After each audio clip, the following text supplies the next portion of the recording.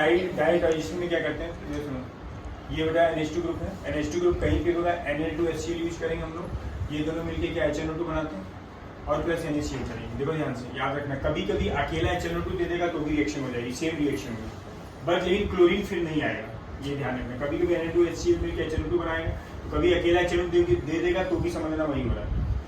ये दोनों क्या कर देंगे, यहाँ मिलकर के N2 बना लेंगे। मैं कहेंगे मैसेज को, ये बॉन्ड पहले ऊपर टूटेगा, निगेटिव प्लस बनेगा, ये अपना लोन कर देगा, यहाँ प्लस आएगा, एक H बाहर निकलेगी, एक बॉन्ड बन जाएगा, जैसे ही निकलेगी प्लस यहाँ पर चला जाएगा, ये बन गया। जैसे ये बनेगा एक नाइट्रोजन 2 OH हो जाएगी, अनस्टेबल होगा, यहाँ से बॉन्ड तोड़ेंगे, निगेटिव प्लस बनाएंगे, लोन पे अंदर जाएगा, मतलब यहाँ पहुंच जाएगा। फिर इसके बाद क्या होगा, जैसे ही बॉन्ड का ऑक्सीजन तोड़ेंगे, निगेटिव प्लस बनाएंगे, नाइट्रोजन अपना लोन कर दे देगा, ठीक है, दे देगा, तो यहाँ पे क्या आ जाएगा, प्लस आ जाएगा, और प्लस आने के बाद क्या करेंगे हम लोग, एक H को बाहर कर देंगे, कर दिया बाहर।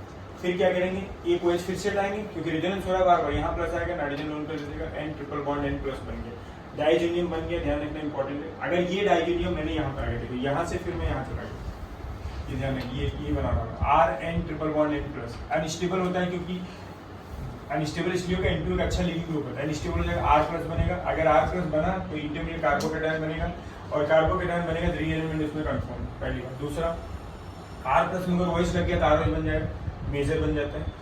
और अगर R प्लस ये भी, तो Cl भी थी यहाँ पे, Cl भी लग सकता है, RCl भी बन सकता है, और R प्लस अगर बहुत हिंडर्ड हुआ, मतलब यहाँ पे जो R बहुत ज्यादा हिंडर्ड होगा तो भाई N2 निकलेगा, लिविंग ग्रुप निकल रहा है, एलिमिनेशन ही हो रहा है, एलिमिनेशन होगा। देखो OH का लगना सफिशिएंट, Cl का लगना सफिशिएंट, ये मेजर हो जाएगा सब ज्यादा, Cl तो बहुत। देखो सबसे पहले क्या होगा, रिएक्शन में R प्लस बनेगा, OH तो बार बार बन रही है, इसलिए OH लगेगा तो वो मेजर हो जाएगा। Cl भी है इसके अंदर, थोड़ा बहुत Cl भी लग सकती है, RCl भी बन सकता है, पॉसिबिलिटी ये भी, लेकिन एल्कीन भी बन सकता है अगर R बहुत हिंडर्ड हुआ, ठीक है।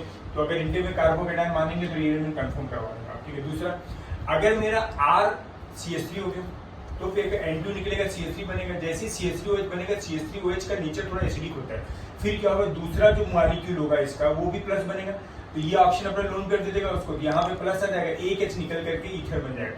मतलब ये कंफर्म याद रखना है, R CH3 हो गया तो प्रिपरेशन किसकी हो जाएगी, ईथर की, अल्कोहल नहीं बनेगा, इंपॉर्टेंट है। दूसरा, अगर मैंने इसको डाइजेनियम मान लिया, R को क्या मान लिया, बेंजीन मान लिया, ठीक है। अगर ये बेंजीन हो गया, बेंजीन डाइजेनियम बनेगा, बेंजीन डाइजेनियम अगर आप पहले Ki डालोगे तो क्या बन जाएगा, आयोडोबेंजीन। अगर इसमें H3PO2 डालोगे तो पता है क्या करते हैं, H3PO2 आएगा, N2 हटा करके लग जाएगा, H3PO2 चाहिए, याद रखना H3PO4 नहीं चलेगा, मतलब वो वाला चीज जिसके पास एक H फास्फोरस से लगी हुई है, बेंजीन बन जाएगी। इथेनॉल अगर आपने डाल दिया, यहाँ थोड़ा मेटल भी हीट भी करना पड़ेगा आपको, तो बेंजीन बन जाएगा, ठीक है। अगर आपने गर्म पानी डाला फिनॉल बन जाएगा। KCl डाला और कॉपर का सॉल्ट, कॉपर का कोई भी डी ब्लॉक का सॉल्ट चलेगा, याद रखें KCl फिर डी ब्लॉक का salt chlorobenzene, Sandmeyer, KCN please, मतलब कॉपर डी ब्लॉक का कोई भी साइनाइड होना चाहिए साथ में, तो सैंडमेयर। अगर मैंने क्या कर दिया,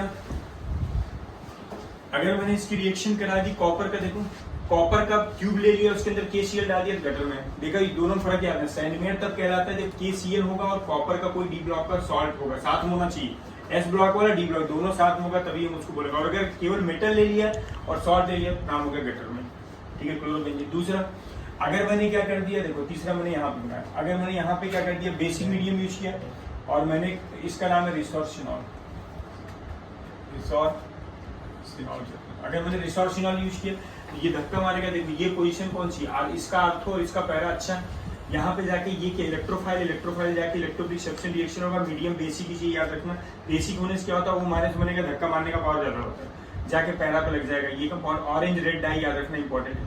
दूसरा, बीटा नेफ्थॉल यूज किया, बीटा नेफ्थॉल 2 रिंग है हमारे पास, उसी रिंग में जाएगा जिसमें इलेक्ट्रॉन डेंसिटी ज्यादा है, इसमें OH लगा, इसी में जाएगा, धक्का मारेगा, देखो 2 पोजीशन, एक ये पोजीशन और ये पोजीशन, लेकिन इसमें जैसे टूटेगा यहाँ निगेटिव आएगा, इसको ये बेंजीन सपोर्ट करेगी, और यहाँ प्लस आएगा तो ऑक्सीजन भी सपोर्ट करके प्लस को भी स्टेबल करेगा, मतलब सबसे बेस्ट पोजीशन यही है, यही लगा देना। मीडियम बेसिक करेंगे तो O- से धक्का मारने का पावर ज्यादा, इलेक्ट्रोफिलिक सब्स्टिट्यूशन बन गया, यहाँ पे कलर है ऑरेंज, येलो ऑरेंज याद रखना इंपॉर्टेंट है। तीसरा, अगर मैंने कोई नॉर्मल फिनॉल यूज किया, बेसिक मीडियम आपको लेना पड़ेगा, इसलिए बेसिक मीडियम यूज कर रहे हैं क्योंकि O- बने तो धक्का मारने का पावर अच्छा होगा। फिर इलेक्ट्रोफिलिक नीचे लग गया, ऑरेंज रेड आई। अगर मैंने ये ले लिया, क्या कहते हैं, एनिलीन ले लिया, अगर मैंने एनिलीन लिया यहाँ पे, देखो एनिलीन में क्या यूज करेंगे, स्लाइटली एसिडिक यूज करेंगे।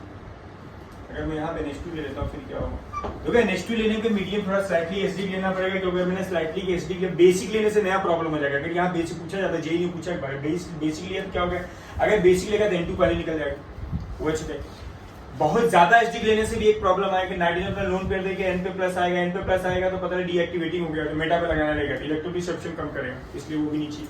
नॉर्मल स्लाइटली एचडी रखते थोड़ा सा येलो डाई याद रखना पड़ेगा। दूसरा मैंने यूज किया HbF4, HbH4 डालेंगे N2BF4 माइनस बनता है, उसको अगर मैं NaNO2 डाल दूंगा, कॉपर यूज कर लिया, कोई ऐसा मेटल यूज कर लिया तो क्या करता है, ये डालते इसको खींच, मेटल के पीछे रीजन क्या है, जैसे मेटल डालते हैं नाइट्रोजन को खींचेगा बाहर की तरफ, NO2 बन जाएगा, नाइट्रोबेंजीन की इक्वेशन, ठीक है। अगर मैंने यहाँ पे HbF4 डाल दिया और हीट कर दिया, फ्लोरोबेंजीन बन गया, ठीक है। ये डाई इंपॉर्टेंट, एक चीज और इसमें समझ लो बहुत इंपॉर्टेंट, अगर कोई भी कभी ऐसा बना दिया PM2 है, ये भी आया सवाल, यहाँ वाले मैंने वो CH3 लगा दिया और इसी में मैंने जो बनाया है N2+ और यहाँ लगा दिया मैंने मान लो NO2। अब पूछेगा A और B में से, इन दोनों में से रेट ऑफ डाइजोनियम क्या है, रेट ऑफ डाइजोटाइजेशन, अब क्या होगा, किसका रेट अच्छा होगा। अब देखो रेट का मतलब क्या है, रेट का मतलब फास्ट रिएक्शन होनी चाहिए, वो CH3 धक्का देगा तो इस पॉजिटिव चार्ज को कम करेगा, पॉजिटिव चार्ज कम करेगा तो ये अच्छा इलेक्ट्रोफाइल नहीं कहलाएगा। NO2 खींचेगा तो क्या करेगा, पॉजिटिव बढ़ा देगा, बढ़िया इलेक्ट्रोफाइल, इसलिए A और B में रेट किसका अच्छा होगा, B का बेटर है, इसका।